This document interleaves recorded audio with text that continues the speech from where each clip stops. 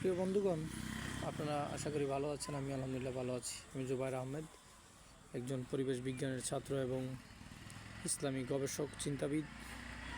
আল কোরআন নিয়ে গবেষণা করি এবং আল কোরআনের আলোকে গোটা বিশ্বের সমাধান দেওয়ার চেষ্টা করি।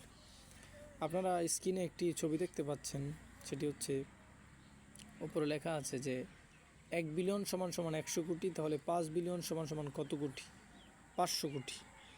তাহলে 500 কোটি বা 5 বিলিয়ন যে টাকা, এটাকে যদি আপনারা ডলার থেকে টাকাতে কনভার্ট বা রূপান্তর করেন তাহলে হবে, যদি এক ইউনাইটেড স্টেটস ডলার সমপরিমাণ যদি 110 টাকা হয়, আনুমানিক হার হতে পারে, তাহলে 5 বিলিয়ন সমান কত? এখানে উত্তর দেওয়া আছে 55,000 কোটি টাকা। তো একজন মানুষ যদি একাই তিনি 55,000 কোটি টাকা দুর্নীতি করেন, তাহলে তিনি কতটা পৃথিবীর উপর জুলুম করলেন। তিনি তো জুলুম করেছেন মানুষের উপর। তো একজনের দুর্নীতির কারণেই তো গোটা বিশ্বের মধ্যে ক্রাইসিস দেখা দিচ্ছে। আল্লাহ তো রাজ্জাক, তিনি তো খাবার দিয়েছেন, কিন্তু মানুষ দুর্নীতি করছে, এটা মানুষের দোষ। বাংলাদেশি এবং ব্রিটিশ একজন রাজনীতিবিদ রয়েছেন, আমি ওনার নাম বলবো না। তিনি লেবার পার্টির ইউনাইটেড স্টেটস অফ আমেরিকার এমপি ছিলেন। এমপি থাকা অবস্থায় তিনি দুর্নীতি করেছেন। তো এখানে দেখেন যে এখানে বলা হচ্ছে যে corruption A threat to society and faith, এটা সমাজের জন্য একটি হুমকি এবং এটা বিশ্বাসের জন্য একটি হুমকি। এই দুর্নীতির কারণেই corruption.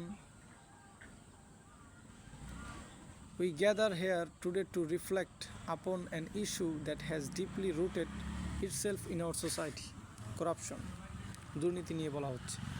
Corruption in all its forms is a disease that destroys the moral fabric of a community and distances individuals from the path of righteousness.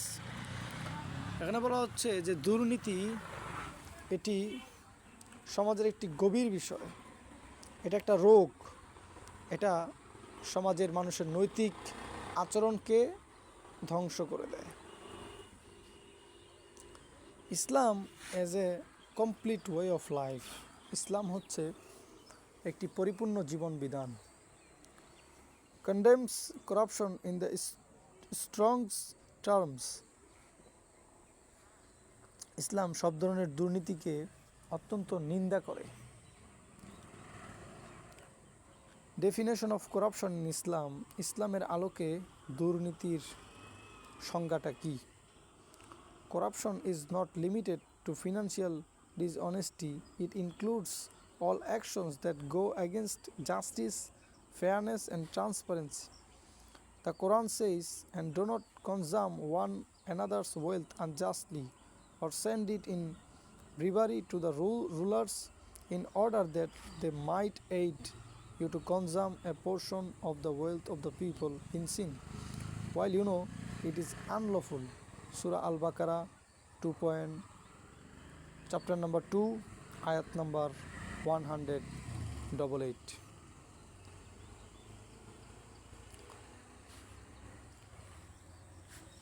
The duty of a believer, একজন বিশ্বাসীর দায়িত্ব কি? ডিউটি মানে কি? কাজ। What is your duty? আপনার দায়িত্ব কি? As a believers we must, একজন বিশ্বাসী হিসেবে উই মাস্ট স্ট্রাইভ, আমাদের অবশ্যই সংগ্রাম করতে হবে to eliminate corruption in our personal lives and surroundings.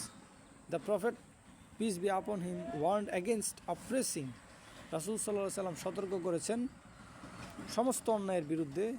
R gaining wealth through dishonest means, অথবা সম্পদ উপার্জন অন্যায়ভাবে।